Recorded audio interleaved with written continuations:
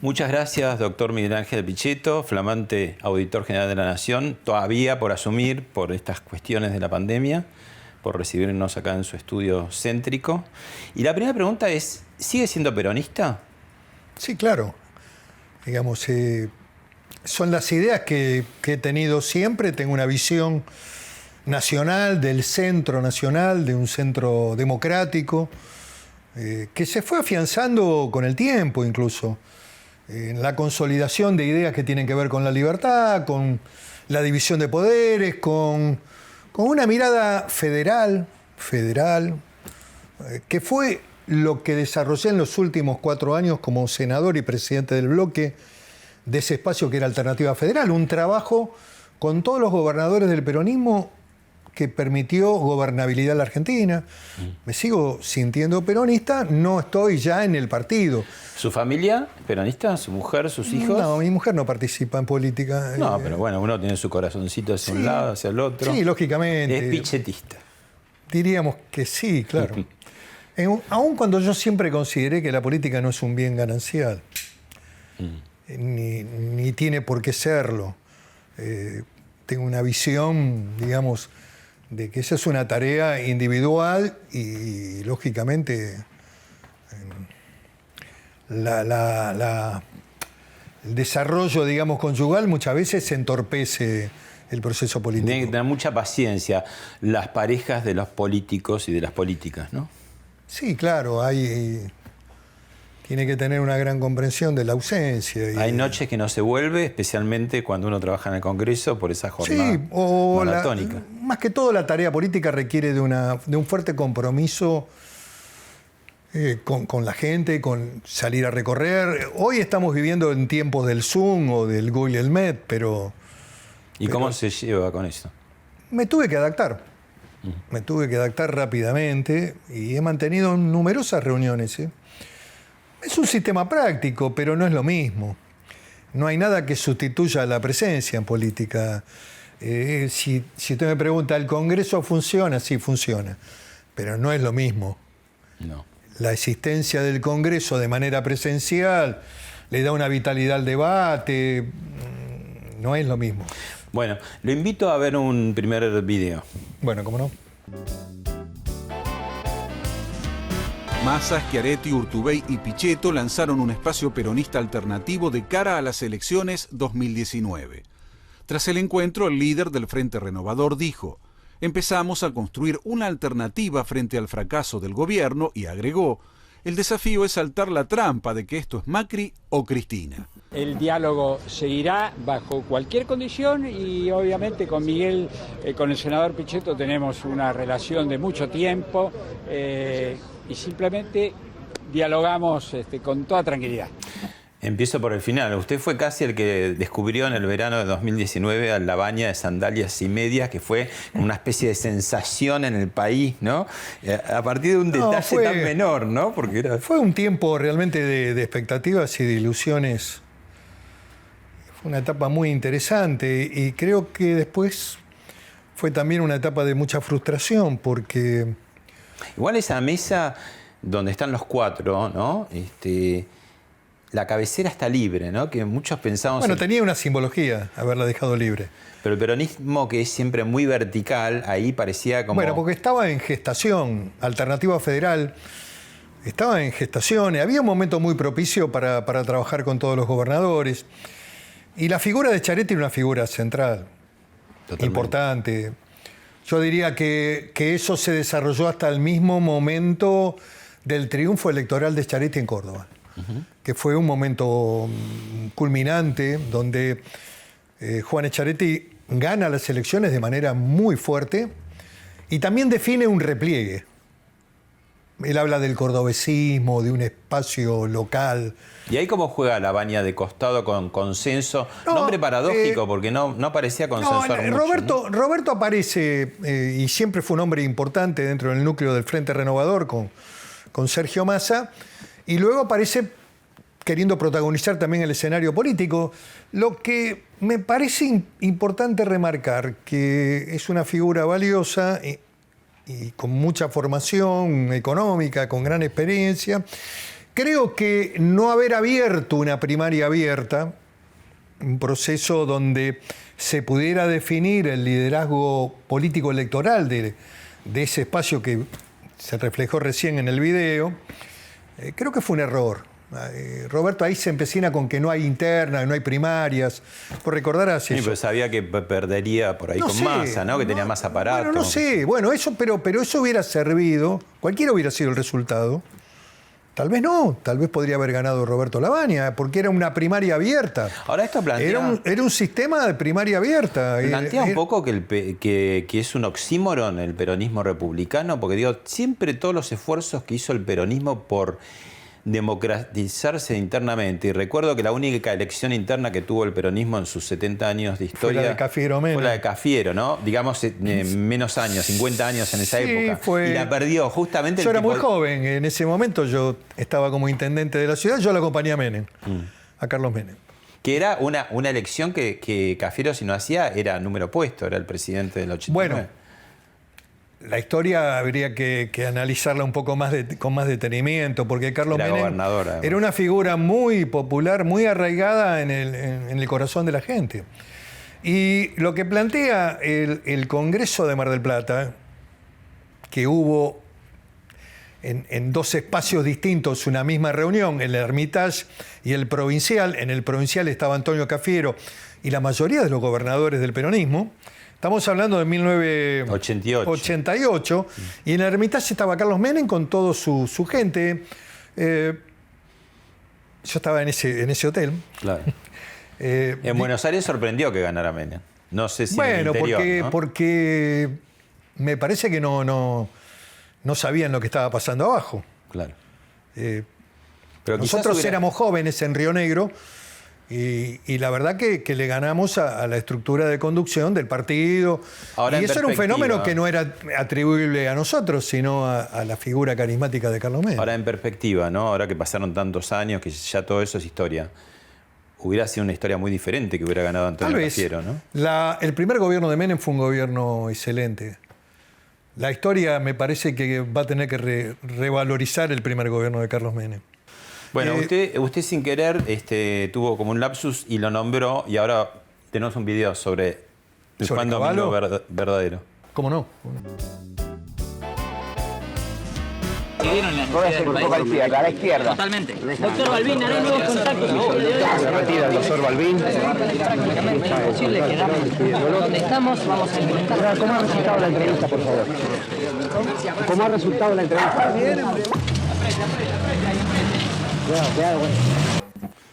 Las turbulencias del año 73. Sí, era joven en ese momento yo. La residencia de Gaspar Campos en Vicente López. Sí, claro, yo vivo a 2 cuadras de la casa de la que era la Casa de Perón, que hoy es un museo que adquirió el peronismo de la provincia de Buenos Aires. ¿Y se puede ver? Digo, en tiempos normales. Está mantenida la casa. Es un viejo chalet de Vicente López. Es parecido al lugar donde yo vivo, digamos, son viviendas de la década del 50. ¿Y le da nostalgia cuando pasa por ahí? Sí, bueno, es un lugar histórico, tiene que ver con la historia. Eran momentos convulsivos también, pero esa reunión fue histórica. Estábamos hablando de la reunión Perón-Balbín. Perón-Balbín, digamos. Es el encuentro de 2 líderes y una mirada de unidad nacional que el país necesitaba frente a la violencia ya que despuntaba en la Argentina. Ya sabemos que fue imposible la fórmula Perón-Balbín. ¿Era posible en algún punto o no? En ese momento era complicado. Creo que ¿o no está había, en la naturaleza del peronismo? El peronismo tiene a veces fuerzas en el proceso interno que se mueven como vientos huracanados y a veces es difícil poder llevar adelante.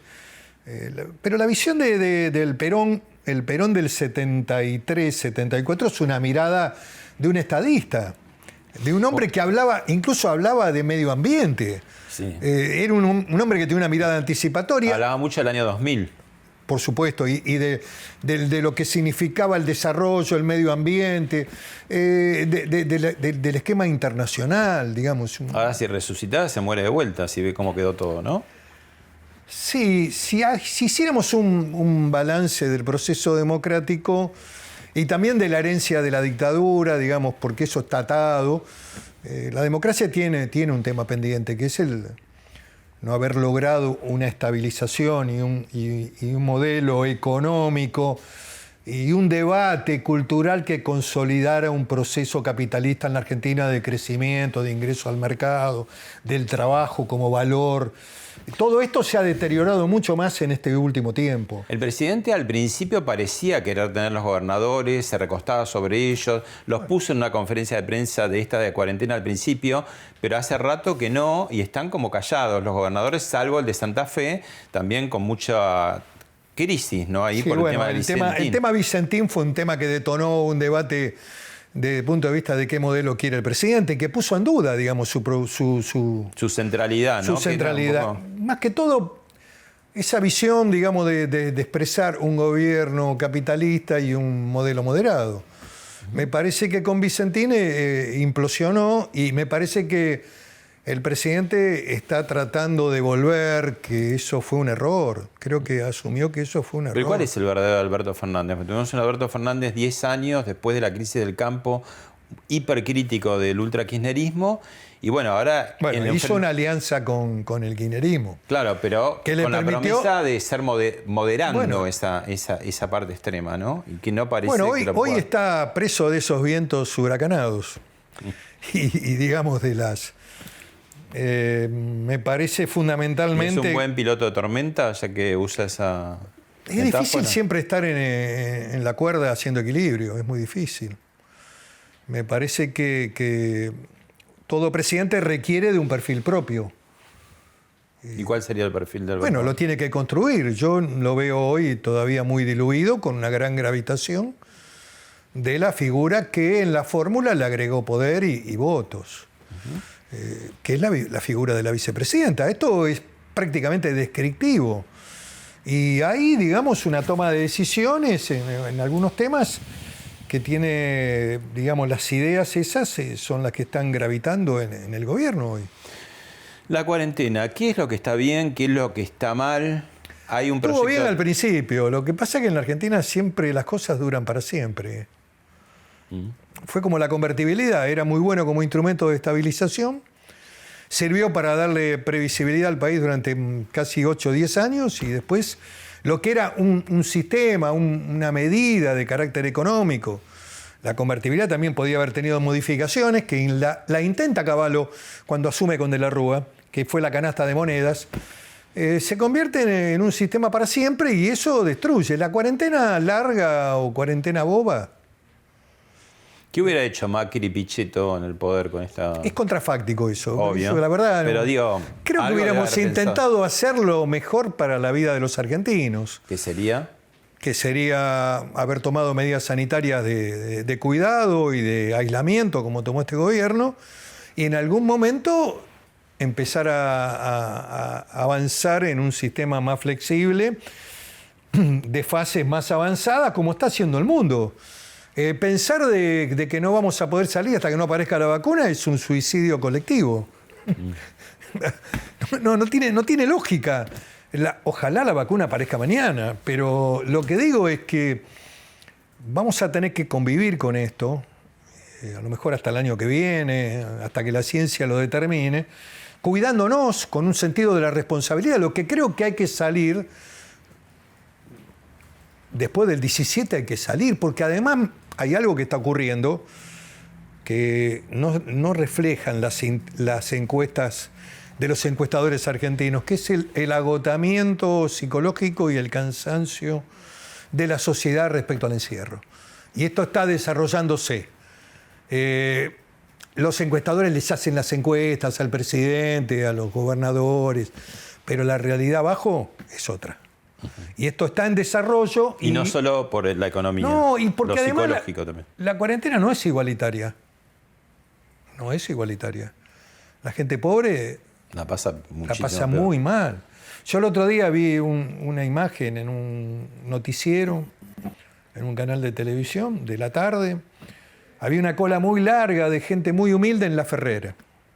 Estaban todos haciendo la cola para ir a sacar la plata en el cajero, pobres.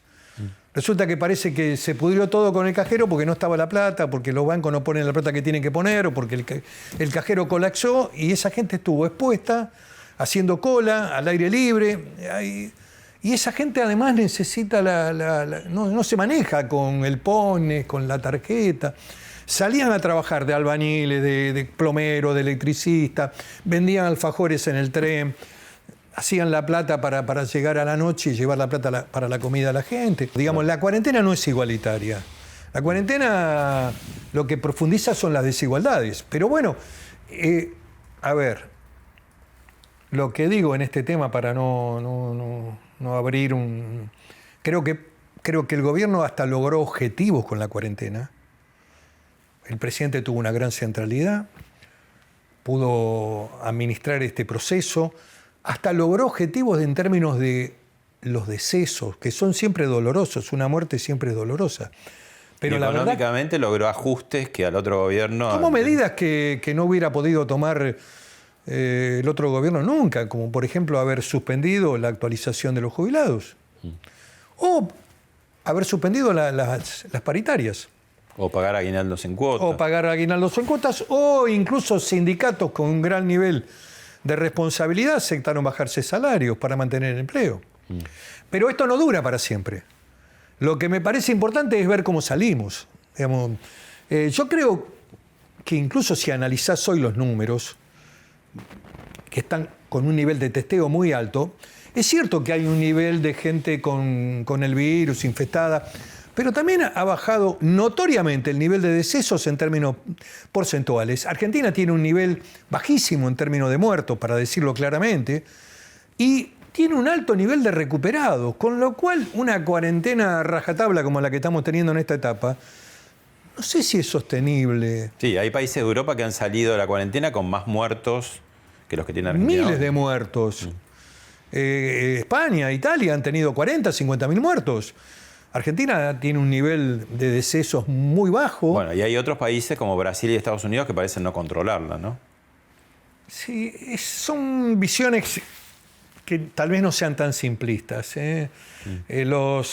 Allí funcionan esquemas federales mucho más fuertes que en la Argentina, donde los gobernadores, los jefes de los estados han decidido, en algunos casos, medidas de protección, como San Pablo, por ejemplo, donde el gobernador es San Pablo, o como tomó Mario Cuomo en Nueva York. Digamos, el poder federal de esos estados, y también hay que analizar el número de decesos o de muertes con el número de la población. Estamos hablando de países de 200 millones de habitantes. Claro. Comparto que Bolsonaro tuvo algunas relaciones no muy acertadas, pero que Trump también, ¿no? Y acá también. Y Trump, digo. Sí, Trump también, y acá también, el ministro también. El ministro Ginés González García, que es un profesional con mucha experiencia en materia de salud pública. Primero no le dio importancia. Dijo que esto no era una gripe, qué sé yo, que era no sé qué era. Que era tiene el ministro y el viceministro de Salud de la provincia de Buenos Aires, también con declaraciones a veces. Totalmente. Poco prudentes, ¿no? Una visión de la muerte, digamos. La pila de cadáveres, ¿no? Agigantando la muerte y el miedo. También esto fue reproducido por una parte de la comunicación en la Argentina. No todos. No quiero ser injusto, pero hubo muchos programas en donde, digamos, era todo coronavirus, era todo contar los muertos, y había todo un discurso del miedo que se consolidó y se instaló también. Bueno, Pichito, los saco otra vez de la actualidad y los llevo al túnel del tiempo. Que tienen la oportunidad de enviar un nuevo proyecto que contemple todo lo que se ha dicho, todos los aportes que se han brindado, que la historia me juzgue. Pido perdón si me equivoco. Mi voto no es positivo. Voto es en contra. ¡Qué momento! Un momento de mucha tensión, es cierto. ¿Qué momento? De su cara era... Yo no hubiera querido estar en el lugar de Cobos porque parecía que le iba a saltar en cualquier momento. Absolutamente. Mantuve siempre con el vicepresidente un trato respetuoso y jamás lo agredí. Pero estaba enojado. Era todavía... Estaba viviendo un momento de tensión, pero a ver, creo que no había margen para hacer lo que pedía Julio Cobos. Julio Cobos había pedido que... Un cuarto intermedio. Claro. Y no había margen para eso. No había margen. Había 500.000 personas en el Rosedal y 150.000 frente a la Plaza del Congreso. No había margen. Creo que incluso el voto fue un hecho liberador de tensiones. Y además... a ver, yo sabía el resultado de las 20 horas. Esto ya lo he contado con muchos colegas tuyos. El doctor Verani, que era senador por Río Negro, que había sido gobernador de la provincia, compartíamos, digamos, la banca en ese momento, me vino a adelantar claramente que la posición del vicepresidente era pedir un cuarto intermedio, de lo contrario votaba en contra. Yo se lo notifiqué a la presidenta de esto. Se lo notifiqué, le dije, mirá que estamos en riesgo, la elección está empatada. Porque además yo venía computando el desarrollo de los discursos y de las posiciones, sabía que estaba empatado. Ya a las 20 a 21 horas el escenario era de empate. ¿Y Cobos les comentó antes que iba a suceder esto? Me lo transmitió a mí personalmente el doctor Verani, que venía de hablar con Julio Cobos. Julio Cobos estaba en su oficina y había hablado con Verani para transmitirme esto. Yo le planteé... Es un hombre abrumado, como se lo ve, ¿no? Cuando dice... Todos estábamos abrumados. Y en realidad, yo creo que hubo un error por parte del gobierno en ese momento, de la presidenta y también de Néstor Kirchner, que estaba vivo y que era una figura gravitante, que fue confundir lo que era una cuestión de intereses de un sector, una pelea, digamos, en la puja de la retención y de los recursos que el Estado recaudaba en términos de que la soja tuvo un valor único, extraordinario. $600 la tonelada tenía. Entonces el Estado quiso apoderarse de una parte más de la renta y definió este tema de retenciones móviles. ¿Qué iba a pasar con esto? Que si la soja seguía creciendo, la retención podía llegar al 50% del producto. Esta fue la resistencia del sector agropecuario. ¿Por dónde estaba la salida? Digamos, yo había hablado con todos los senadores, especialmente los que estaban vinculados con el campo, incluso de mi bloque, que terminaron después votando en contra. Caso de Roberto Urquía, Carlos Reutemann, en fin, Juan Carlos Romero, figuras respetables y que querían buscar una salida. La salida estaba por fijarle un límite a la curva. Y la curva era hasta el 40, 40 y medio. Ese era un marco razonable que hasta el propio sector agropecuario o productor hubiera aceptado. ¿Pero no es la historia del peronismo que busca la confrontación finalmente? Porque digo, la confiscación de la prensa en los 50, la 125, Vicentina ahora. Cuando uno ve eso es un tema... Sí, pero es el peronismo a lo largo del tiempo. No sé si el peronismo. Lo que te quiero decir es que ahí hubo una confusión porque creo que tanto la presidenta como el propio Néstor Kirchner concibieron la avanzada del campo como una disputa del escenario de poder. Claro. Y sí. Y en realidad era una discusión de carácter económico que se podría haber acordado en un punto intermedio. Sí, pero a ellos les clarificó el proyecto kirchnerista. Y le hizo perder potencialidad y relaciones con el sector más poderoso de la Argentina, que incluso en el 2019 volvió a votar en contra de ellos. Lo cual no sé si es positivo. Yo, sinceramente... Pero tiene una identidad muy definida el kirchnerismo, digamos. Sí, está bien, pero hay identidades que a veces no son tan buenas. Bueno, no le fue, digo, a la resultados ese es otro electorales. tema. Tiene que ver más con una estructuración del voto en la Argentina. Acá hay un problema central que tiene que ver con la reforma del 94. La reforma del 94 eliminó el colegio electoral. Y en la Argentina aparece un sujeto político que es el conurbano bonaerense, con una potencia y con una fuerza demoledora, que define y pone presidentes. Por eso la vicepresidenta, que podrás criticarla, pero tiene una visión de la realidad política, acentúa su relación allí, en la tercera sección electoral, que es la que ganó y la que definió la última elección. Fíjate que Juntos por el Cambio, la fórmula Macri y el que habla, hizo una elección bastante importante después de la debacle de la primaria. La primaria fue un tiro en el pie que se pega al gobierno.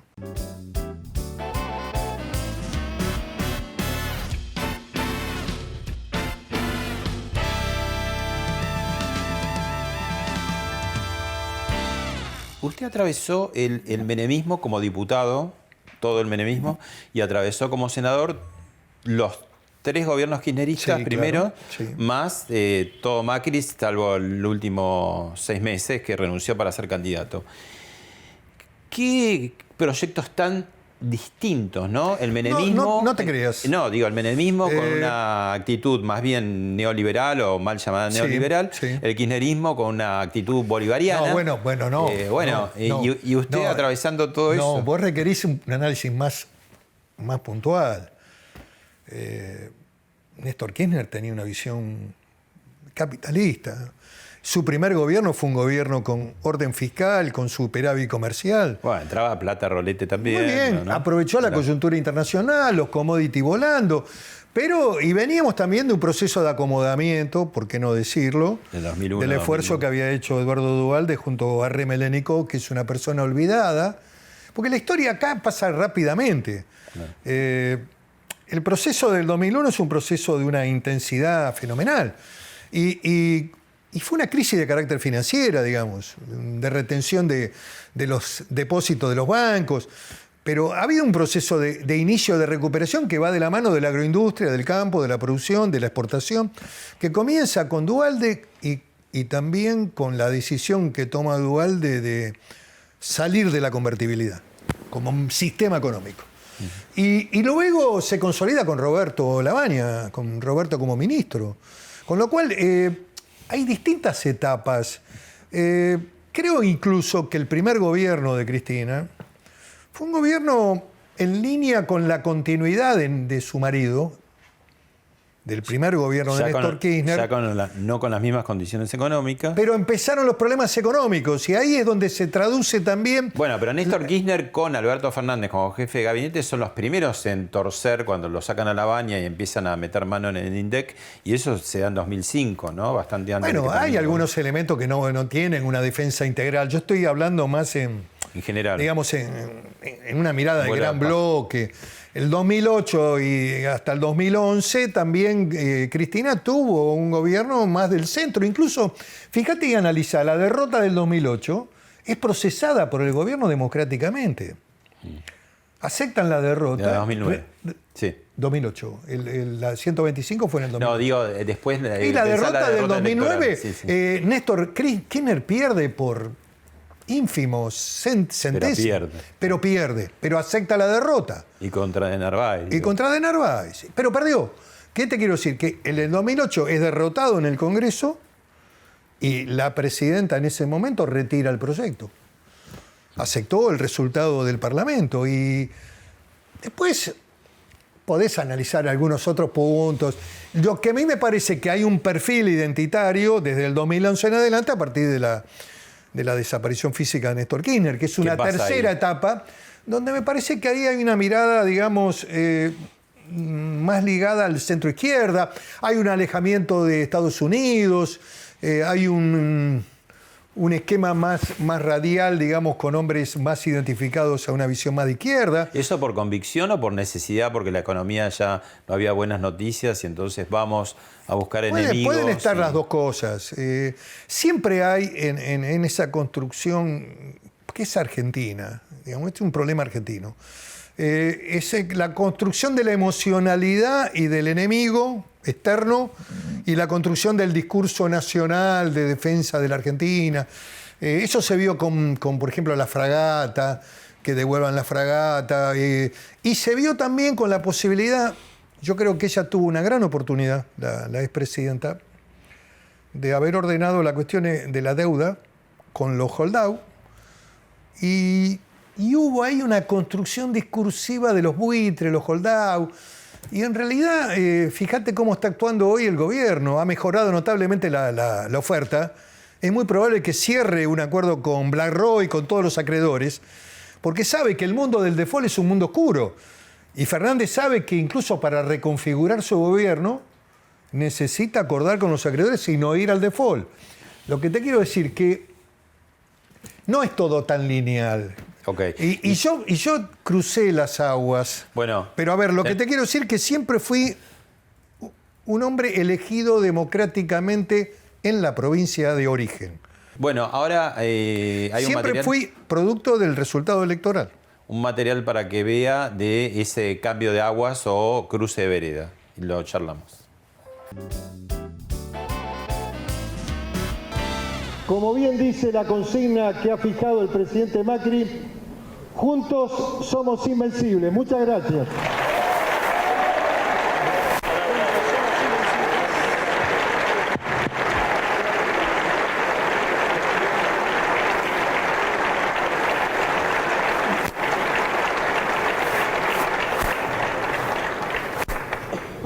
Bueno, buenas tardes a todos. Tantas caras conocidas. Gracias, Miguel, por estas palabras a las cuales adhiero, suscribo integralmente. Bueno, para el peronismo sería como, digámoslo así rápido y pronto, un traidor. En realidad no me siento de esa manera. Y si lo reflexionás desde el punto de vista filosófico, la traición en términos de la política y de su naturaleza es un punto de fractura que produce cambios estructurales en una sociedad. Y el peronismo adentro lo ha tenido esa experiencia. Pero yo no me considero un traidor. Creo que mis ideas confluyen en ese momento con Macri, porque me pareció fundamentalmente que era necesario volver a plantear una mirada, digamos, de una Argentina capitalista, integrada al mundo. Igual no fue repentina, porque digamos, su actuación desde el Senado fue... 4 años que yo estuve construyendo la opción democrática de Alternativa Federal y además interactuando con el gobierno en la gobernabilidad de la Argentina. Lo que pasa es que cuando Alternativa, digamos, implosiona por decisiones que yo no voy a juzgar, porque creo que cada uno las toma en función de convicciones o miradas y es respetable cada una de las decisiones. Sergio Massa decide volver nuevamente a un acuerdo con el kirchnerismo, con Alberto Fernández. Roberto queda en un espacio más minoritario, que no teníamos potencialidad, porque era un espacio de 8 puntos. Y yo decido, ante la convocatoria que me hace Macri, decido dar un paso al frente. Es un acto de cierta audacia, pero también le incorporo un discurso. Yo le incorporo una visión discursiva a la propuesta, que tiene que ver con que Macri encarnaba una visión de un capitalismo moderno, más allá del fracaso que tuvo en el 2018 con la economía. Y encarnaba también una mirada de la Argentina en el mundo, con Europa, con las relaciones con Estados Unidos, con Brasil, que hoy están en duda. O sea, sería el peronista que no combate al capital, como dice la marcha. Pero el problema del peronismo de hoy, del actual gobierno incluso, y lo digo desde una mirada crítica positiva, no despectiva, es la pérdida de la relación con el verdadero sujeto del peronismo, que es el trabajador. Hoy se habla más para aquellos que reciben planes, para la UH, para los subsidios, para el IFE, para la madre sola. Que no fue así el primer peronismo. El peronismo era para los trabajadores. La única clase de hombres, decía el general Perón, son los que trabajan. De casa al trabajo y del trabajo a casa. Hay un montón de consignas, pero la única clase de personas que reconocía el general eran los trabajadores, los que trabajan. Acá hay una pérdida de la identidad, producto también del empobrecimiento masivo de estructuras, y hay una visión, y ahí te voy a poner la parte polémica de mis aseveraciones, hay una visión del pobrismo, incentivada también por una visión del Vaticano, que no ha hecho un aporte constructivo a la Argentina, que es este modelo de que los pobres... pobrismo.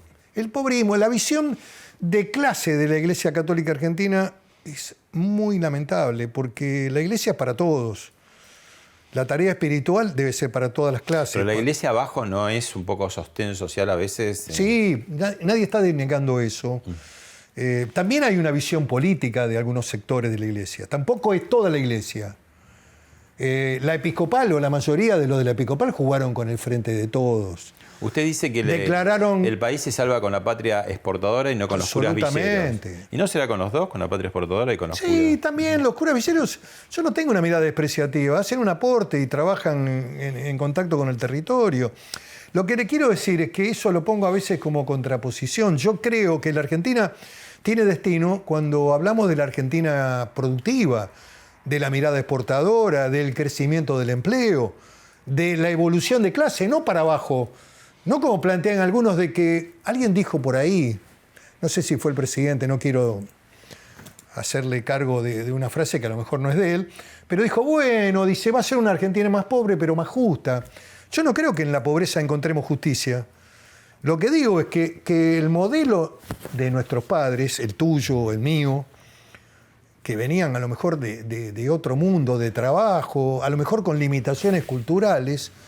Mi viejo no tenía ni sexto grado, lo tuvo, lo terminó con mucho esfuerzo.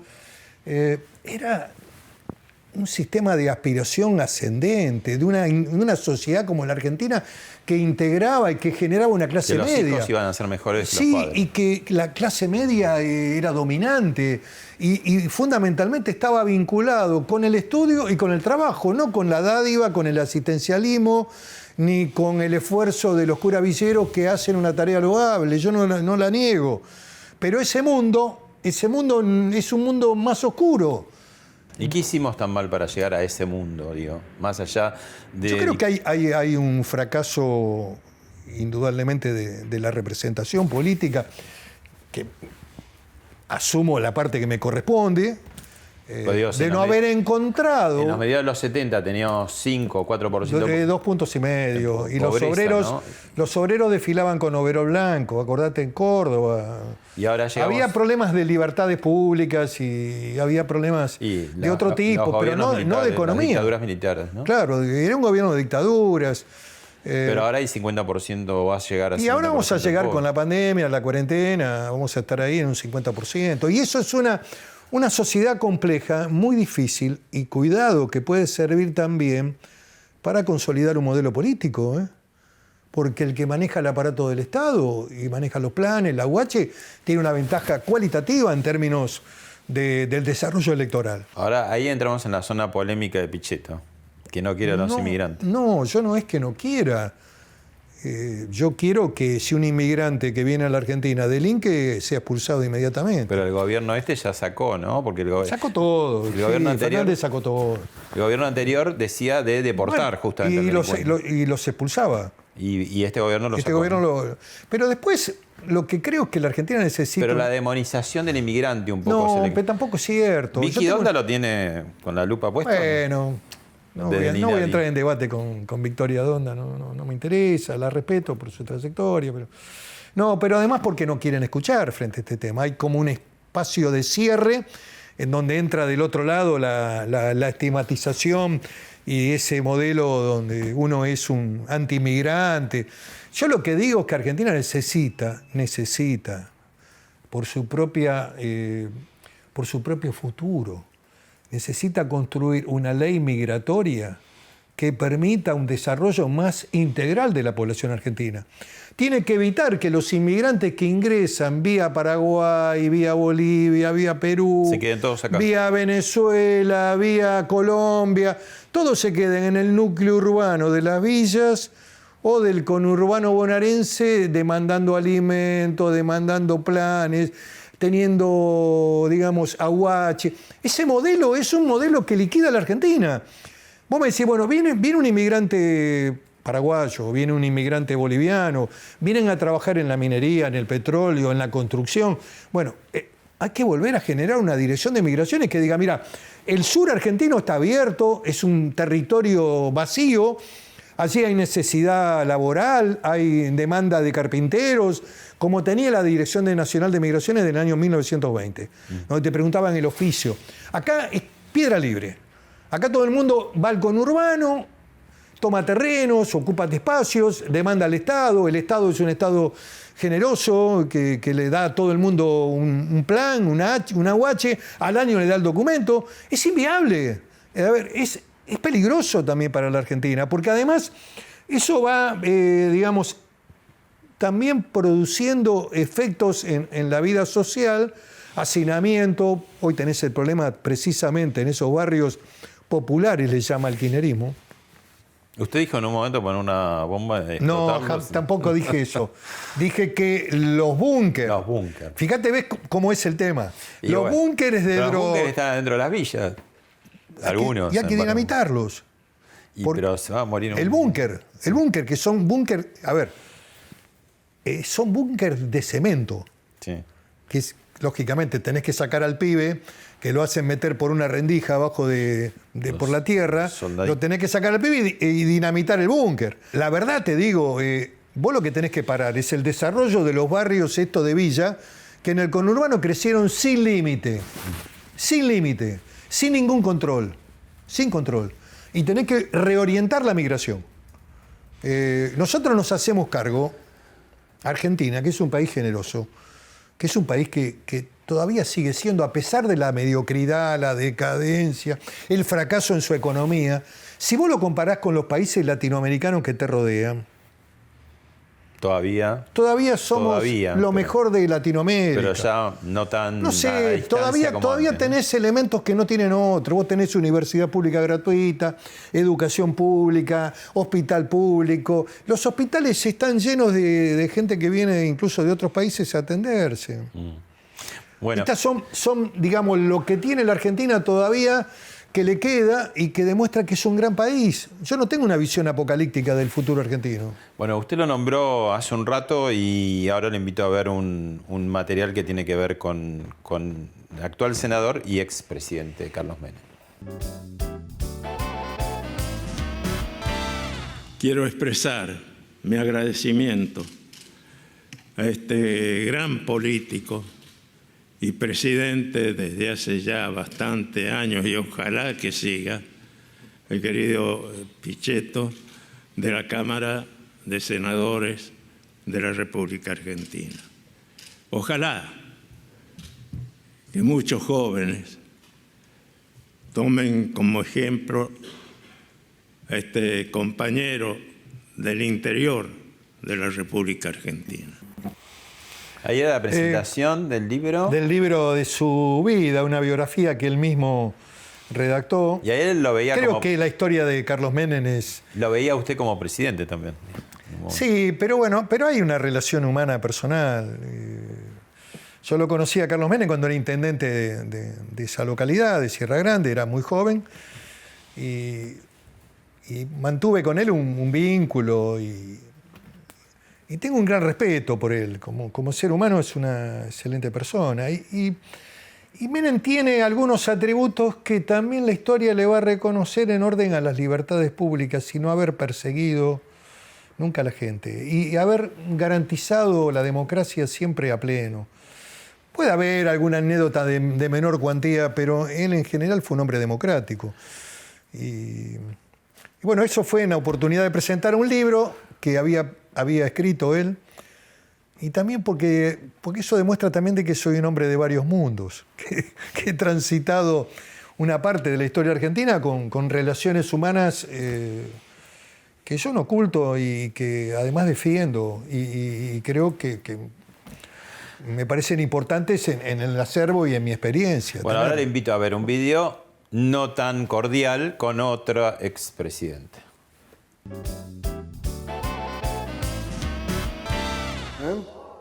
No, tranquila, yo... Tiene uso de la palabra, señor senador. No se arrodille, quédese tranquila. Usted nunca se arrodilló. No, claro. Le ruego a los señores senadores que no dialoguen, por favor, senador Pichetto, termine su... Su orgullo es infinito. Tampoco hagamos el esquema de la victimización. No lo hagamos. Bueno, esas... Bueno, fue un debate en el Senado. Tuvieron varias idas y vueltas, sí. indirectas y directas también, ¿no? Sí, pero dentro de las reglas del Senado, digamos, donde no hay tribunas ni agresiones, creo que fueron posiciones políticas, donde hemos debatido fuerte, sí. Ahora, Cristina Kirchner debe tener como sensaciones absolutamente ambivalentes con respecto a usted, ¿no? Porque digo, estas discusiones, este paso de cruce de vereda de usted al macrismo, pero por el otro lado también le debe casi a usted la libertad de ella, ¿no? Porque eso es otro falso... Cuando Bonadío le dictó varias prisiones preventivas, pero es que no correspondía. La doctrina Pichetto, la llamada doctrina doctrina que es la Pichetto. Doctrina del Estado de Derecho. Fíjate ahora que se toman también detenciones preventivas, son arbitrarias. Son arbitrarias. La reciente que tomó el juez de Loma de Zamora. Pero no hay demasiadas instancias acá para llegar, porque hay 1000 instancias. No, pero lo que no puede haber es prisión preventiva en una etapa de instrucción, donde vos tenés a la persona constituida con su domicilio, compareciendo ante el tribunal. ¿Cuántas condenas tiene que tener una persona? No es el caso de Cristina Kirchner, pero digo, caso de Carlos Menem sí. Tribunal oral y un rechazo de la Cámara de Casación que te limita el recurso extraordinario. ¿No? Diputados tiene otra idea, ¿no? Porque digo, Diputados se le dio el desafuero a debido incorrectamente. Creo que abría una puerta muy compleja. Yo creo en el Estado de Derecho y también lo pienso hoy en función también de Mauricio Macri, de cualquier arbitrariedad que pueda venir o de cualquier figura que en una etapa previa, liminar del proceso judicial, dictar una prisión preventiva, se la podés aplicar a un tipo que tiene antecedentes penales graves, que se va a fugar o que tiene un poder extraordinario que va a interferir en la investigación. Si vos tenés la prueba colectada, la documental incorporada, no hay riesgo de fuga, no hay forma de interferir porque perdiste el poder. Yo creo que hubo, te voy a decir, un exceso de parte del sistema judicial, fundamentalmente del sistema federal, que se nutrió de un fallo de la Cámara, que avanzó un poco más que el propio Código Procesal, donde decía que, bueno, aquel que había estado en el poder, que se denominó la doctrina de un camarista, digamos, la doctrina Martín Irursun, que tampoco tengo una mirada despectiva sobre el magistrado. Lo que quiero decir es que quedó identificado con esa doctrina, que por haber estado en el poder te quedan todavía vestigios o relaciones que podés interferir en la investigación. Bueno, yo no lo comparto eso. Bueno, Cristina, vicepresidente, y otro video para ver y charlar. Primero déjeme que agradezca a la legislatura de Tucumán y a la institución. Gracias, presidente. Muchas gracias, senador. Una señora senadora no altera el resultado de la votación, que no se puede conectar. Es que una senadora está tratando de sentarse en una sesión y no está pudiendo, son dos cosas distintas. No, la senadora informa, para que quede constancia en versión taquigráfica, que la senadora informa que olvidó su clave. Sin diálogo, no tiene la palabra, senador. A ver, por favor, reitero, y para aclaración de futuros problemas, cualquier senador o senadora que olvide la clave no podrá conectarse, no podemos estar, es como que se olvidó de tomar el auto y no pudo llegar. Bueno. Presidenta. Presidenta. No tiene sexo la palabra presidente. No, eso lo dicen los machistas. No. Corrijo, entonces, presidenta.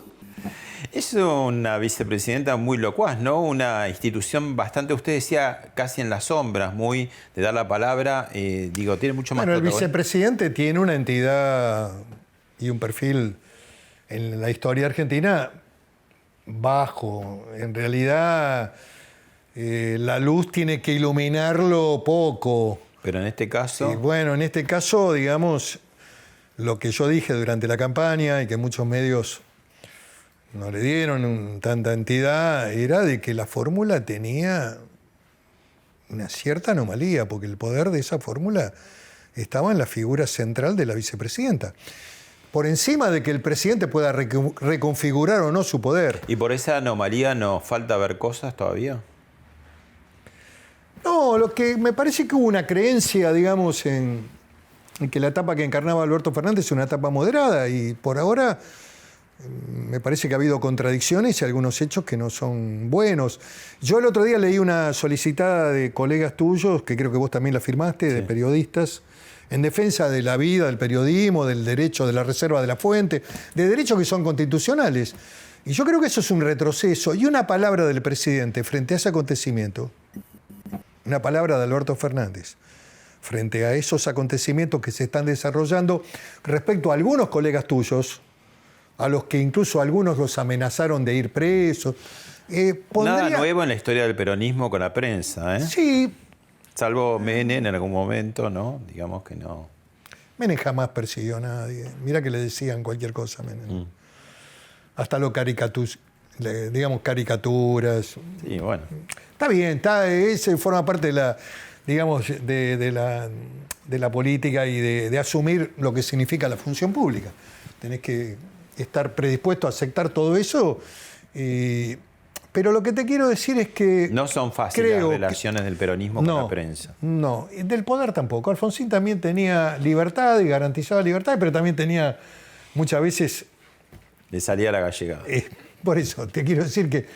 Pero no es tan habitual en los radicales. No, pero digamos, hubo momentos de mucha tensión también con la prensa en algunas etapas del gobierno. Bueno, la última. Pero lo que te quiero decir es que, por ejemplo, una palabra hoy de Alberto Fernández con respecto a que no hay que perseguir a periodistas sería muy importante y creo que frenaría algunos movimientos de naturaleza judicial que puedan darse con respecto a algunos. Me parece que eso no es bueno con el sistema. Hay como reiteración de hechos que son negativos incluso para la propia gestión del gobierno. La última, su actual desafío. ¿Qué es la Auditoría General de la Nación y cuál es su ideal? ¿Qué piensa que va a hacer? Viene bien su pregunta, Pablo, porque, a ver, el lugar que voy a ocupar en la auditoría es un lugar de la oposición. A mí no me designa el gobierno, me designa la representación política partidaria de la oposición, con la firma de los presidentes de bloque de la oposición. Y ocupo un lugar con la oposición. Es un órgano de control, es un órgano especializado que tuvo su nacimiento con la nueva Constitución del año 94 y la auditoría se ocupa del control, parece redundante, del control de las cuentas públicas. La última de verdad, va a cumplir en pocos meses 70 años, toda la vida dedicada a la política. Sí. Para adelante, ¿es optimista? Yo tengo una visión optimista de la Argentina. Creo que hay que ayudar a dar un debate. Que es un debate también de tipo cultural, donde ustedes tienen mucho también para aportar. ¿Los periodistas? Sí, claro. Que es salir de esta visión del buenismo y de esta mirada de izquierdas de la Argentina, donde el Estado puede todo, en donde no hay que generar empleo, donde ser emprendedor, industrial, empresario es muy malo, siempre hay una mirada sospechosa. Bueno, creo que el debate de fondo es ese. ¿Qué Argentina construimos de cara al futuro? La Argentina del pobrismo es la que ya conocemos, 50, 60 de pobres, planes, aguache, toda la parafernalia. Esa Argentina no sale. Ahora, una Argentina productiva, una Argentina capitalista, una visión nacional, una Argentina ligada al mundo, a Europa, a Estados Unidos, no al mundo oscuro de Venezuela, los cubanos que tienen una presencia inagotable en la Argentina. Vienen gravitando en la Argentina desde la década del 60 los cubanos. Gracias. No, gracias. Un gusto, Igualmente.